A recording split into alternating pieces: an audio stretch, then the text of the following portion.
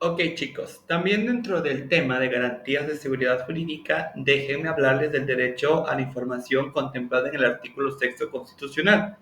El derecho a la información fue agregado como última parte del texto del artículo sexto en 1977 dentro del proceso llamado reforma política de ese año que culminó con cambios constitucionales diversos.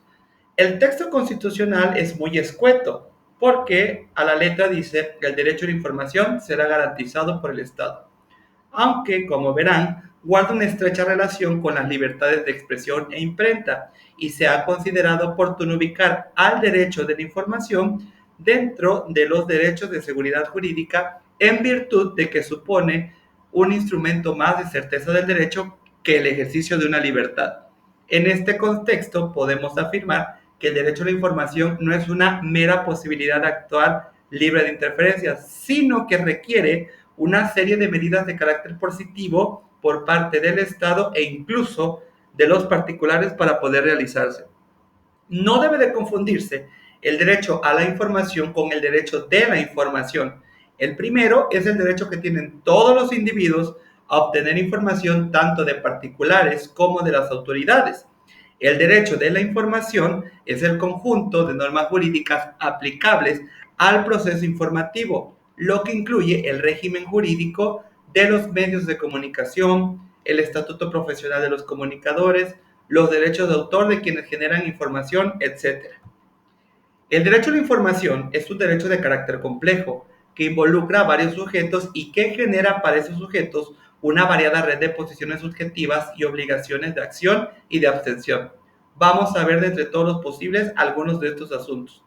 Los sujetos que principalmente están involucrados en el derecho de la información son el Estado, los medios de comunicación, periodistas y, como es obvio, si se acepta el carácter general de los derechos fundamentales, todas las demás personas.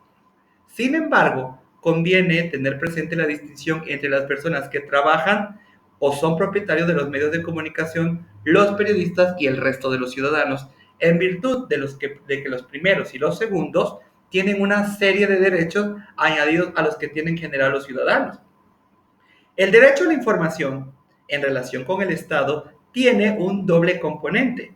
De una parte se trata que el Estado se abstenga de impedir la búsqueda o difusión de información por parte de los particulares y este sería su contenido pasivo. Así, el derecho a la información puede considerarse una especie de la más amplia libertad de expresión. Recordemos que como hemos tenido la oportunidad cuando hemos hablado sobre libertad de expresión, uno de los aspectos de esta libertad es justamente la posibilidad de allegarse de información.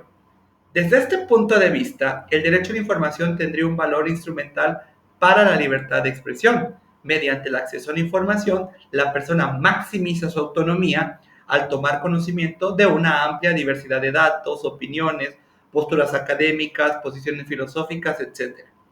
Pero, por otra parte, el Estado tiene la obligación de carácter positivo de aportar información garantizando, tal cual como lo dice el texto constitucional, la efectiva realización de ese derecho. En este aspecto se podría denominar el contenido activo del derecho a la información. El Estado debe, entre otras cuestiones, promover el acceso libre e igual a la información, remover los obstáculos que se interpongan en ese acceso y facilitar la participación de los individuos en el ámbito de lo público a través de la adecuada información. Desde luego, chicos, nos pueden surgir preguntas. Para garantizar la realización de este contenido activo del derecho a la información, ¿qué información en concreto debe proporcionar el Estado? ¿Cumple con esa obligación simplemente a través de los informes diarios que rinde, por ejemplo, el presidente Andrés Manuel López Obrador?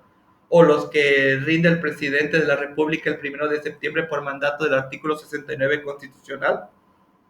¿Qué sujetos en concreto deben de ser los que proporcionan esta información? ¿Quién puede exigirla? Bueno, un sinfín de preguntas se nos puede hacer, pero Sergio López Ayón señala que es justamente en el ámbito de las acciones positivas que debe de desarrollar el Estado en donde se debe de regular esta participación legislativa.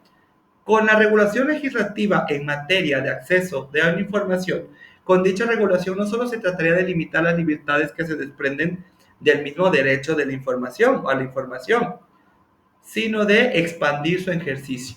En realidad, chicos, tomando en cuenta este punto de vista, la no regulación es lo que provoca la negación del derecho, pues ante el vacío negativo no hay elementos que puedan dar respuesta a las preguntas que nos hemos formulado anteriormente.